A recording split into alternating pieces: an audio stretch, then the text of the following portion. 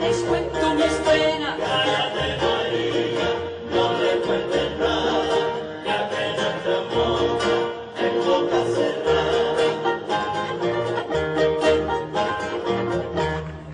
El perro de Chiojamina fue y se me tiró a la agua. Yo partí a correr corriendo a ver lo que me pasaba.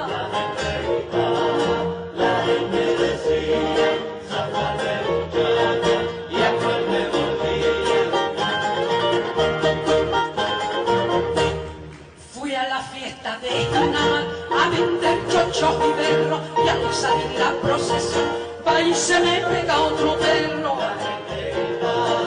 La gente decía, zafate muchacha, y a cuál me volvía.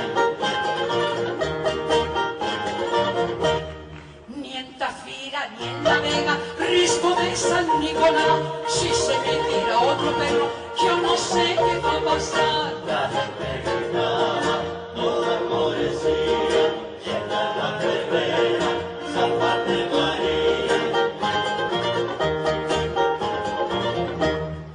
Lo peor fue en Alaide, la tierra del vendaval, va y se me tira otro perro y me trozó el delantal. La gente gritaba, con muchos parientos, esta vainilla es mujer de asiento.